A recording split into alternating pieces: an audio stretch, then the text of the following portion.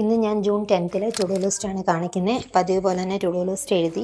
Then ആദ്യം editorial read ചെയ്തു, അത് അനലൈസ് ചെയ്തു.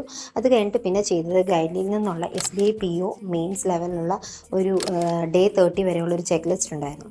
അതിൽ ഡേ 1 ഇന്ന് ക്വാൺസും റീസണിങ്ങും ഇംഗ്ലീഷും ആയിരുന്നു. അത് 3 ചെയ്തു. ദെൻ അത് കഴിഞ്ഞിട്ട് അത് അനലൈസും ചെയ്തു. അത് കഴിഞ്ഞിട്ട് പിന്നെ ചെയ്തത് കറണ്ട് അഫെയർസ് ആണ്. ഡെയിലി ബേസിസിൽ ചെയ്യുന്ന പോലെ തന്നെ അഫെയർസ് ക്ലൗഡിൽ നിന്ന് കറണ്ട് അഫെയർസ് പഠിച്ചു. ദെൻ ഗൈഡിൽ നിന്ന് റിവൈസ് ചെയ്തു. അത്രയും കറണ്ട് അഫെയർസ് ചെയ്തു. അത് കഴിഞ്ഞിട്ട് പിന്നെ ഞാൻ വേറെ മെയിൻസ് ലെവലൊന്നും ചെയ്തില്ലായിരുന്നു. അത്രയും ചെയ്തപ്പോൾ തന്നെ എൻ്റെ ടൈം ഏകദേശം നല്ല ടൈം എടുത്തു. 3 സെക്ഷനും 20 ക്വസ്റ്റ്യൻസ് വെച്ച് ചെയ്ത് കഴിഞ്ഞപ്പോൾ.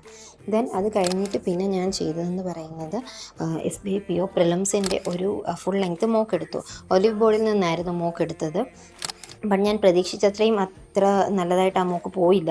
ആൻഡ് ആക്ച്വലി എനിക്ക് ആ ഒരു ക്വസ്റ്റ്യൻസൊക്കെ അത്ര ഒരു അൺറിലേറ്റബിൾ ആയിട്ട് തോന്നി.